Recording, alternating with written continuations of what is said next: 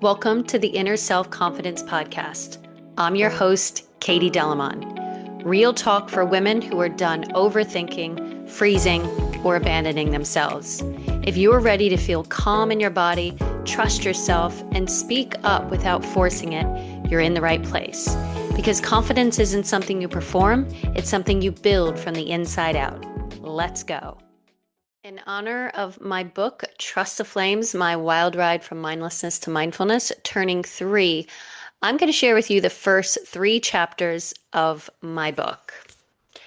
Starting with chapter 1, of course, Burning Out. Brooklyn was awake, its volume at full throttle while I cradled my thumping head and buried my face in the sheets. On the street, the noise of someone laying into their car horn while another person's shout rose in angry crescendo. I dug deeper into the bed, hiding from the slashes of sunlight coming through the blinds. And then the fuzzy first moments cleared and I remembered. My mother was dying in West Virginia. My mother was dying. I lifted my head to look at the digital clock on the bedside table. 9:30. I groaned and rolled over. My mouth felt filled with cotton balls. Those Jameson and gingers seemed like such a good idea when I was dancing in my amethyst bridesmaid's dress. Now they sat heavy in my pounding temples and at the back of my dry throat. Justin rolled over and opened his big blue eyes. He looked chipper and well rested, and his perfectly smooth skin didn't show a single wrinkle or blemish, despite the late night and his poor beverage choices. He gave me a quick kiss on the forehead. "Stay here, I'll make you breakfast," he said, before jumping out of his bed. His energy and lurch from bed only worsened my nausea. I was numb and awash in guilt. Justin was crazy sweet. My mom loved him. Everyone loved Justin. I should have felt like the luckiest girl in the world to have had him for a boyfriend. I didn't feel lucky at all, though. It was wrong to feel good in Brooklyn while my mom was miles away fighting for her life. Justin rummaged through the pots and pans, searching for the right one. I snaked my hand out from under the covers, fumbled for my iPhone, and swiped it on. It was the first of the month. Time for my monthly horoscope by astrologist queen and fellow Pisces, Susan Miller. I first read Susan's work 2 years earlier. She had a column in a magazine that I'd won a copy of after stripping down to my underpants at a trendy bookstore in Sydney, Australia. No, I'm not insane. It was a competition. I cheated by wearing a pair of men's black boxer briefs, and they initially tried to deny me the prize. These days, anything that reminded me of Australia, including Susan Miller, held a special place in my heart. I tapped the Safari icon and topped in astrologyzone.com.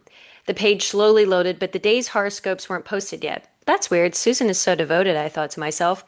I scrolled further down the page and found a blog post titled Little Mom. My breath caught in my throat. I referred to my mom as Mamacita, which is Spanish for little mom. The post was a letter dedicated to Susan Miller's mother, whose funeral was being held that day, hence the absent horoscopes. I shivered from the synchronicity and continued to read. She said her little mom was watching her from heaven and signed it off with a loving tribute about her love as wide as the world and deep as the ocean, a love that would go on forever in her heart. The screen of my phone went black. Home was calling. It was my Faja, my dad. I'd been calling my dad Faja since the movie Austin Powers Goldmember came out as an inside joke, referencing how the so-called villain pronounced the word father. Nausea and a jolt of heat thrummed through my body, through my entire body, leaving me cold and shaking. I didn't want to take this call, but I slid my thumb to the right and answered anyway. My dad's face appeared on the screen. "Hey, Faja."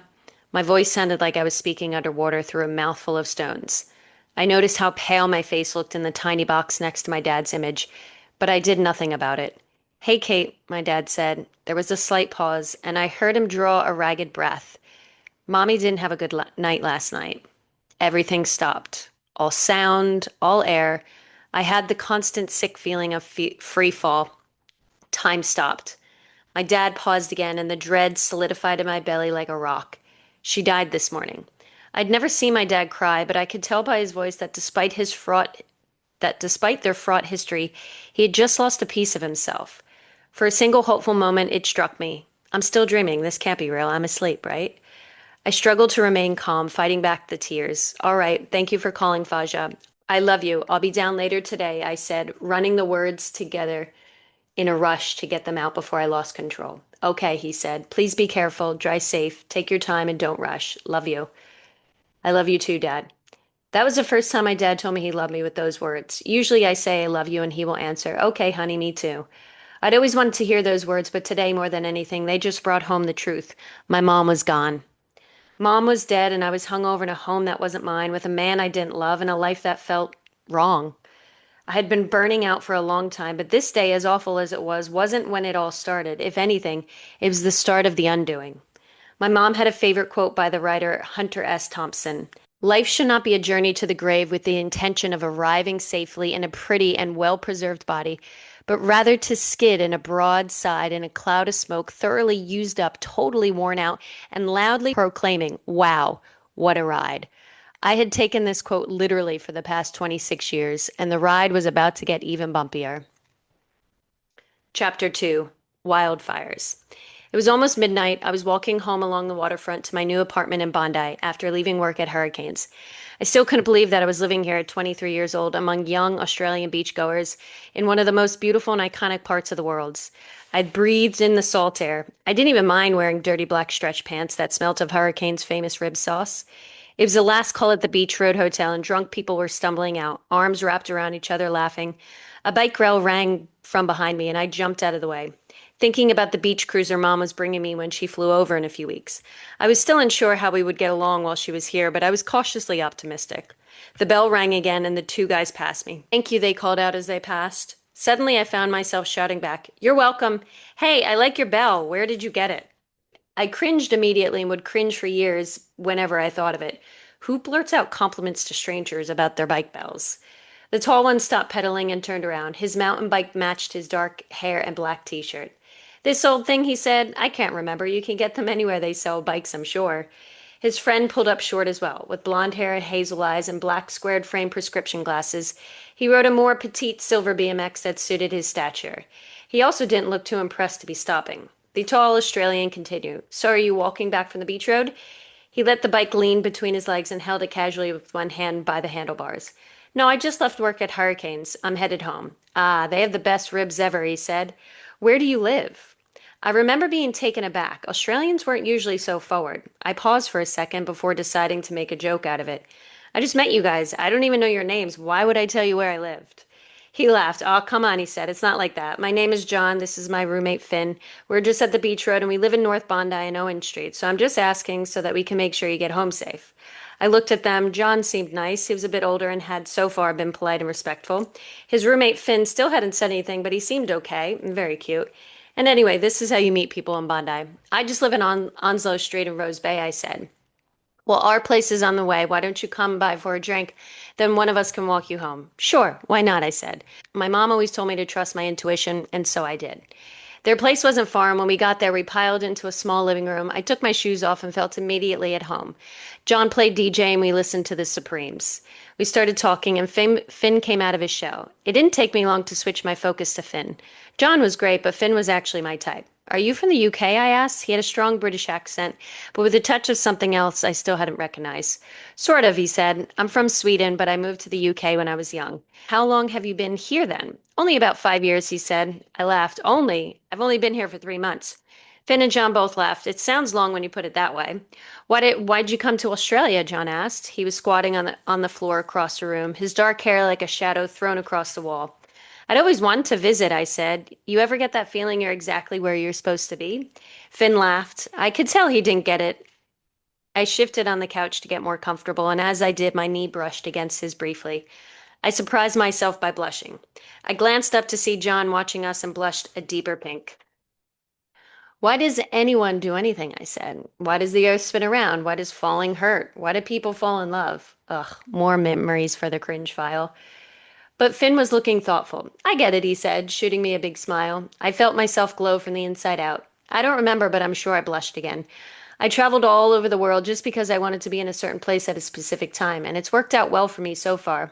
Where have you been? I asked. Now we're moving into my favorite topic. I love travel stories, and the new information I glean adds to my growing list of places I want to visit. Finn started speaking to me about the places he'd been in Europe. Every time he mentioned some place I'd been to or wanted to go, I'd interrupt and we'd talk about what we loved about it, the things we'd done, or wished we'd done differently next time. I'd had many conversations like this with other backpackers in Bondi, but this felt different. It wasn't just a conversation, it felt like our souls were conversing. John changed the music. Michael Jackson rolled out of the speakers. Finn reached into his pocket, pulled out a packet and a rolled cigarette. I didn't know people rolled cigarettes. What year are we in? I asked. He laughed. Don't knock it until you try it. So I said, roll one for me, too. With the paper in his left hand, he sprinkled tobacco with his right, and in the single deft moment, rolled a perfect cigarette without breaking eye contact. His smile as he presented the finished product and said, let's smoke. Sydney is warm in October, but the nights still hold the last crispness of spring.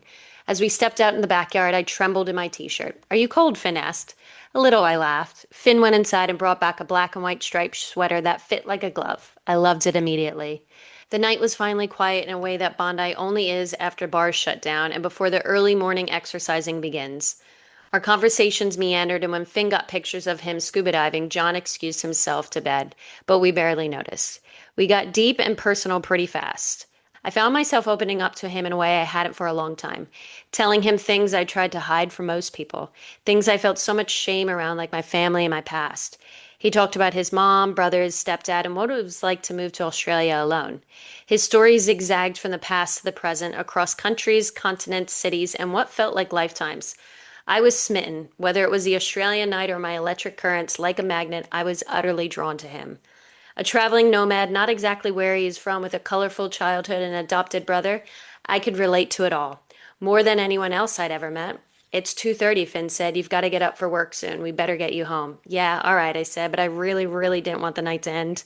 Finn walked me home through silent streets. In the distance, we could hear the ocean. He had his hands tucked deep into the pockets in his jeans and a gray hoodie pulled over his head. The closer my apartment got, the more I didn't want him to go. We got to the front door. Come up, I said. My roommate isn't home. I laughed a little to offset how vulnerable I felt.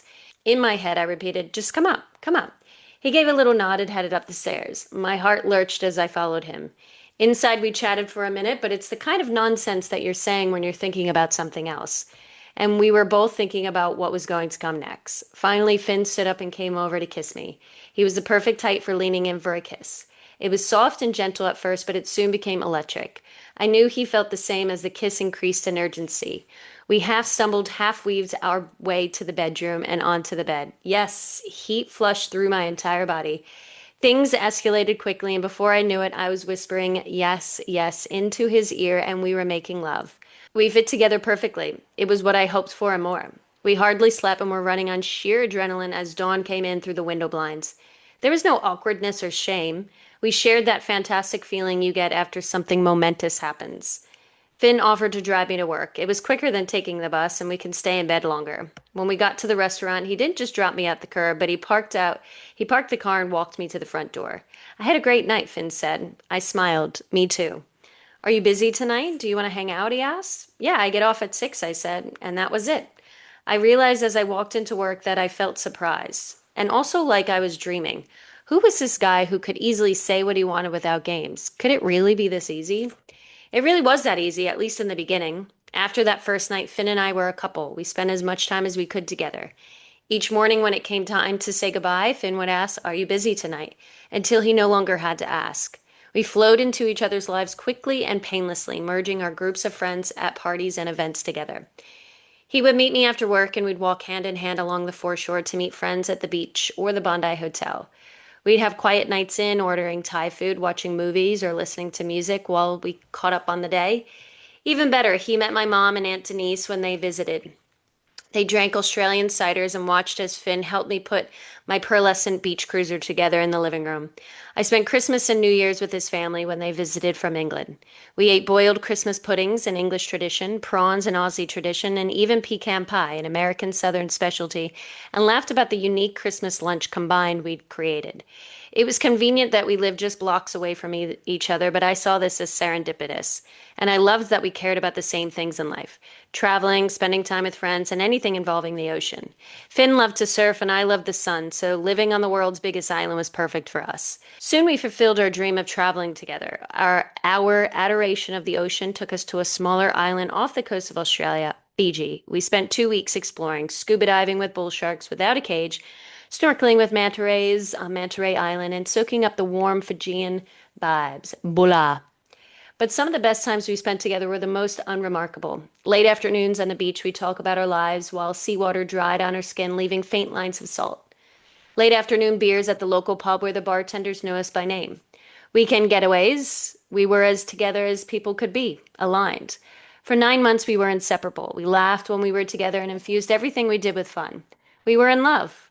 But there was a ticking clock. My time in Australia was nearing its end, and the only way I could extend my visa was if I decided to go on a student visa or if Finn and I were engaged. I contemplated the student visa option, but it felt too restrictive. I didn't want to go back to school, and there were limits how much I could work. Plus, I still had my American college student loan to pay off. I didn't feel ready to add my debt with an Australian student loan.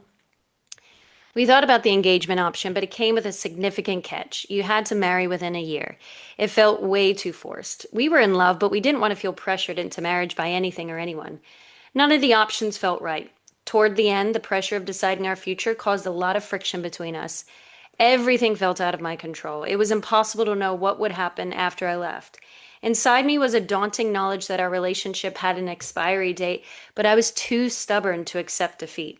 I started to notice familiar tendencies creep in, like excessive sleeping of 12 or more hours a day, low energy, not having an appetite, and losing weight. And after a few too many drinks, fights would bubble to the surface.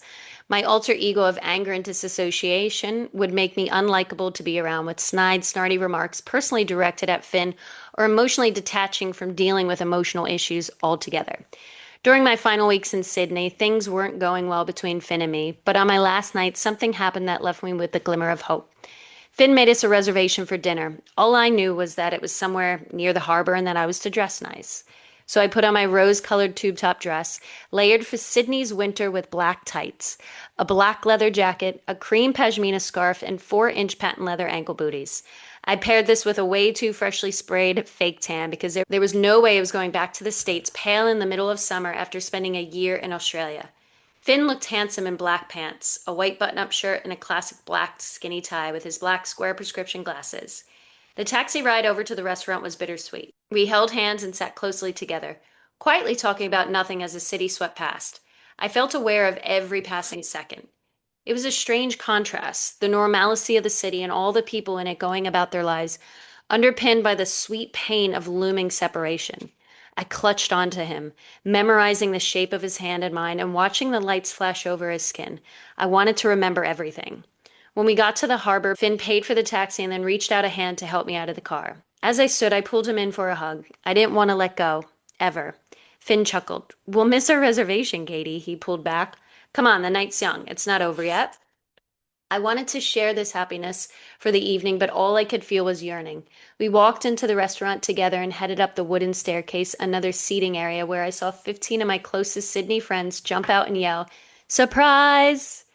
I was stunned and began to cry. I felt overwhelmed with love, joy, and sadness all wrapped into one.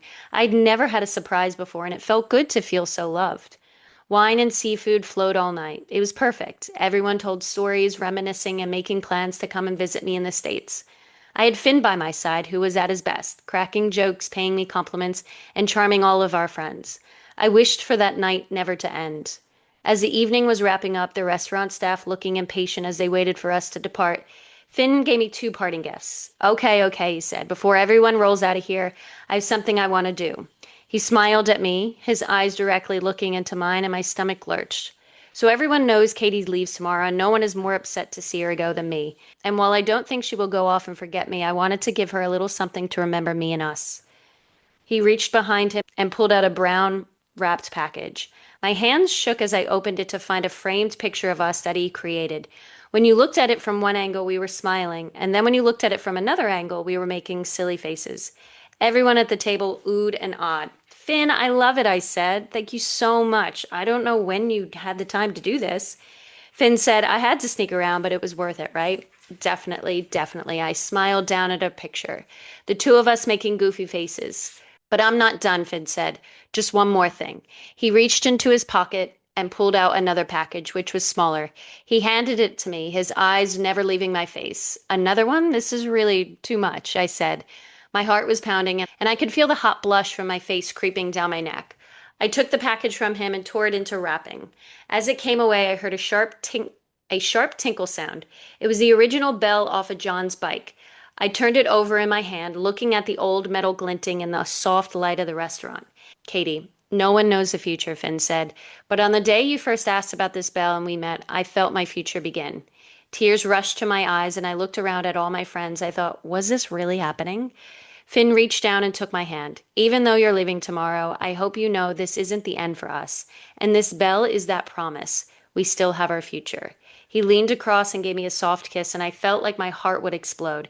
Everything was going to be okay after all, despite the anger, despite the worry and angst of the past few weeks. I wasn't sure if the bell was a promise ring, but it certainly left the impression on my friends and me that this was the real deal.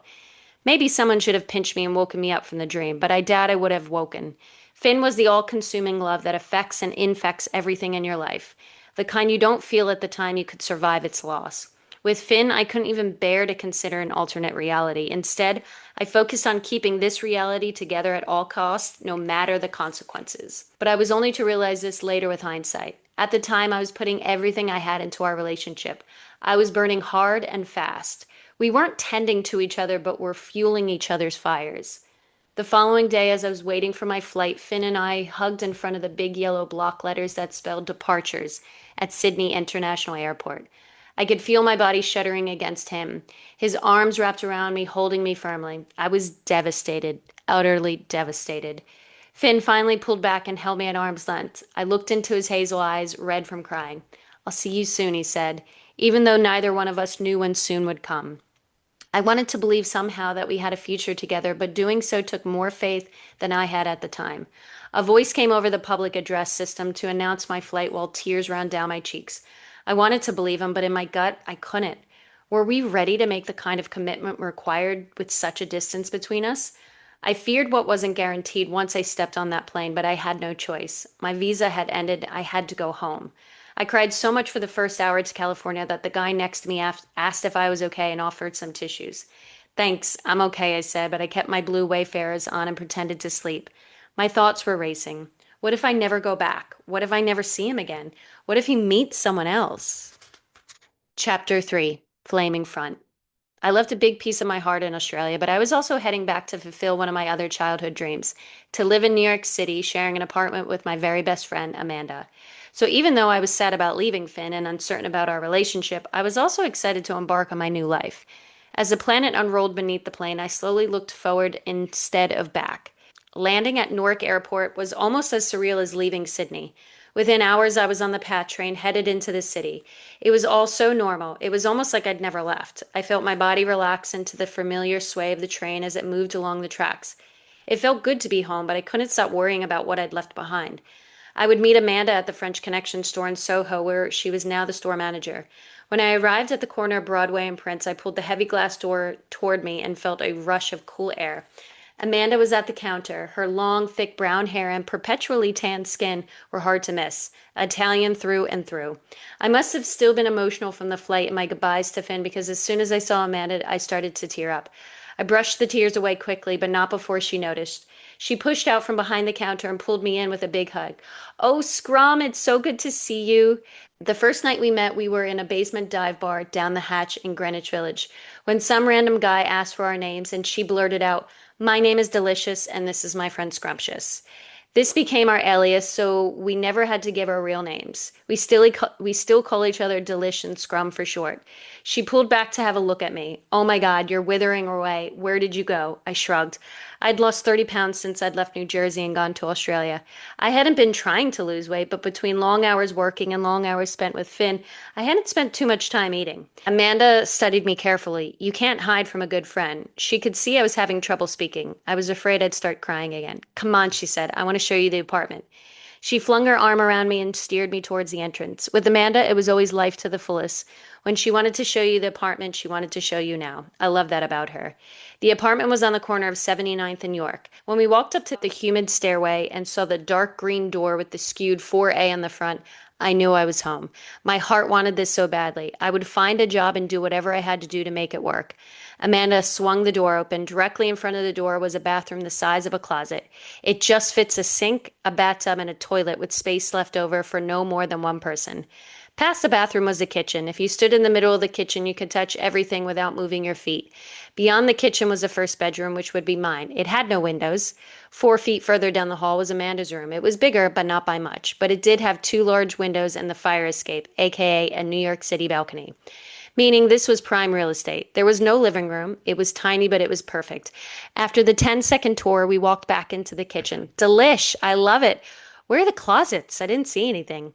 Amanda looked at me, startled, her eyes wide. Then we both just started cracking up. She was wheezing, and I was literally holding my sides. We were laughing so hard.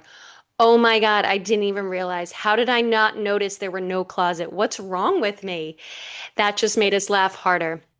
36 hours earlier, I was crying in my boyfriend's arms in Sydney, and now I'm dying of laughter with my best friend on the floor of an empty apartment in New York City. Maybe things would be okay after all. So, do you think you'll move in? She asked as we struggled to catch our breath. Oh my God, are you kidding me? Of course, abso-fucking-lutely, I said. I just need a week or two to get my shit together. I was ecstatic to live in New York City with Amanda, but still felt like a piece of the puzzle missing, 10,000 miles away. He's here, I sang over and over in my mind. It had been 3 months since I had seen Finn and 1 year since we'd met. We were flying into San Francisco, me from New York and him from Sydney. When we saw each other, it was magic. Finn seemed just as happy and excited to see me as I was him. We rented a silver convertible Ford Mustang to drive down the Pacific Coast Highway to Los Angeles and eventually to Las Vegas. I sat next to Finn with the top down and the ocean air swirling around us. We would stop when we got hungry and eat sandwiches in little cafes and picturesque towns along the way, taking photos from the cliff tops overlooking the Pacific Ocean, the same ocean that was there when we met on the other side of the world. We explored the Monterey Bay Aquarium, Joshua Tree, Monument Valley, the Grand Canyon, and my favorite, Antelope Canyon. I believed that life couldn't get more perfect. Finn was here. We were finally together and going to embrace everything life had to offer. Having Finn in my life, really in my life, felt right. But there was also an undercurrent of worry buzzing below the surface at times. Where was this going? How could we keep it going when we lived on the opposite side of the world? After Vegas, we flew to see family in West Virginia, and when we arrived, Finn got some surprising news from his company back in Sydney. Katie, my boss told me there's room for me to transfer from our Sydney office to our New York office if I want it, Finn said. I sat up from my childhood bedroom where I'd been dozing. What? Really? I asked. Yep, Finn said. I mean, it's not set in stone or anything, but it's a real possibility. Oh my God, I said, throwing my arms around his neck. His hair was still damp from the shower and smelled of orange dial soap. That's incredible. Inside, I felt something that was wound up start to unravel. The relief was physical. Finally, something made sense. A way for us to be together without having to rush marriage or go back to school. Plus, Finn would be coming to New York City, a place I wasn't ready to leave yet. I remember telling my mom the news, and she was relieved too. Australia was just a little bit too far away for her liking. She loved it and thought it was a beautiful country, but I knew if it were up to her, she would have preferred me to be closer, much closer. We started making plans. Finn would return to Australia for a few months and then come to the States. We'd spend a few years in New York City, then move back to Australia. We had a plan, a legitimate plan. So when it came to saying goodbye at the airport, I didn't sob this time. I left with a sense of hope rather than uncertainty.